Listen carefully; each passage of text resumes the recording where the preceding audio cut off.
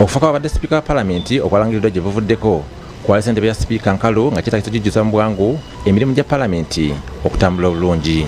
Kino kyawaliriza abakulu mu kibiina ki NRM akawungeezi k'eggulo okusalawo nti abeegawanyiza entebe eno beewandiisa olwaleero era balaga obwetaavu. Nabo kityo olwaleero ababaka ba paalamenti 13 bebesowoddeyo okuvuganya ku ntebe ya sipiika nga ku bano kuliko ne baminisita 4.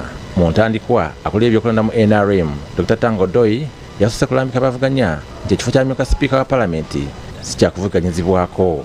Because that position is not vacant. The position that is vacant is only for Speaker.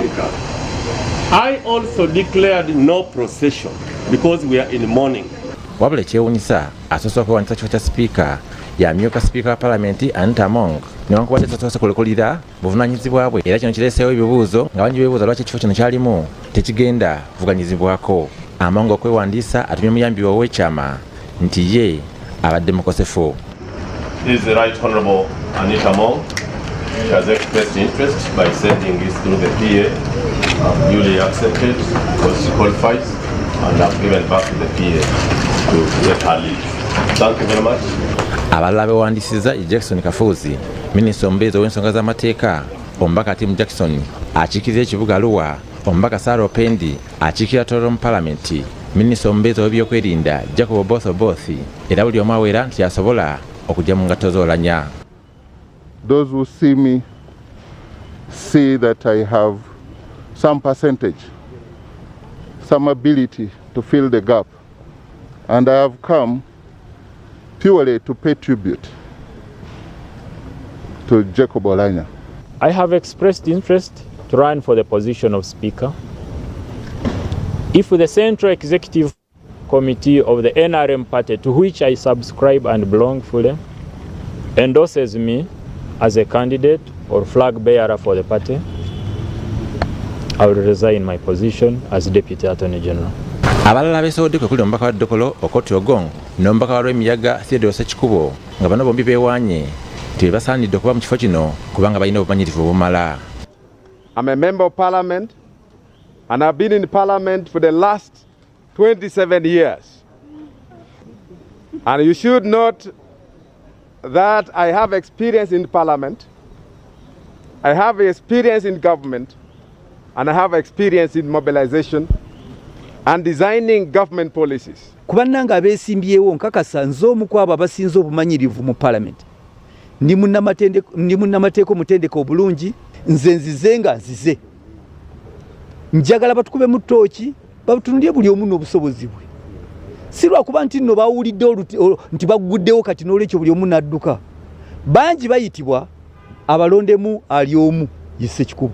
Sekikubo era asabye akakiiko ka SEC okwewala kyekubiira ku nsonga eno n'okusalira abantu emisango ku nsonga ezayita kubanga nabo bali mu kakiiko kano mpaawo omulongoofu. NRM ng'ekibiina omusingi gwakyo guli mu rebellion, guli mu buyeekera. Kati n'olwekyo ava mu NRM n'agamba nti ye malayika.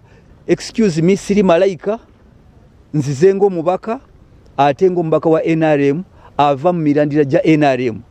Ate n'ekirala ne b'otunuulira ne bonna bonna abaliwo mumututunuulire bali luddawa ne betuwaana bwe baba nga tebaali mu DP bali mu UPC. Minisita omubeezi w'ebyemizannyo n'ebyenjigiriza Obwa Dennis Hamson naye yeesowoddeyo era abula nti ekifo kino kisanyusidde mu mambuka g'eggwanga kubanga Olanya gy'abadde ava. Minisita w'ebyobulamu Jennifer Luther Cheng naye entebe ya sipiika agyagala, omubaka w'amasindi omukyala Dr. Florence Asiimwe n'omubaka wa Gago North naye yeesowoddeyo. Abalala kuliko Okot John Amos ne Paasi Wakabi akiikirira Bugaya County mu kibuga kya Hoima. This position deserves to be occupied in terms of replacement of the Right Honourable Jacob Olanya by a Member of Parliament of the National Resistance Movement ailing from Northern Region. Honourable Sarah Opendi ye ng'omuntu taliwo kati ssaawa zino naye ajja essaawa yonna okukakasa NRM akakiiko ka NRM nti asobola okubeera sipiika wa paalamenti kubanga muyivu munnamateeka. PhD yange nagikola mu property rights, nasoma ebitabo bingi by'amateeka ukoza amateeka mangi, waliwo constitutional law, waliwo matrimonial marital law. Abamu ku beesowoddeyo basinzidde wano ne balangira akakiiko ka SEC okubamanga omukisa okuweereza eggwanga era baagala ku bano abeesimbyewo abalina ebifo baleme kulowoozebwako. Nsaba batukube mu ttooki, nsaba tutunuulire lwaki ongamba okudda ebbali nga nsonzi. Babaka baze mu kifo kino balaze obwetaavu obukoleramu ng'ekibiina era baagala abamu balekere bannaabwe olw'ekibiina okusigala nga kyegasse. Tubadde bangi era tukyali bangi tugenda kuwagira kino ekintu olw'okuba twagala bwegassi mu palamenti. Naye ffe tulaze nti munnaffe tumuwagira, tetulina mutawaana naye tukyalina wakyaliwo akakungunta akakyalina okutuula ye SEC ne pulezidenti, then tugenda kuddamu tutuule nga caucus batwanjulire be banaaba bazze bajje mu kuteeseganya. Nga bwe tutandika okwogerera ku tribes, twogerera ku regions, tubanga abakyali emabega ennyo. Ekifo kibadde kya ggwanga, right honorable tubadde tumwagala ffenna nga speaker wa parliament nga waffe ffenna.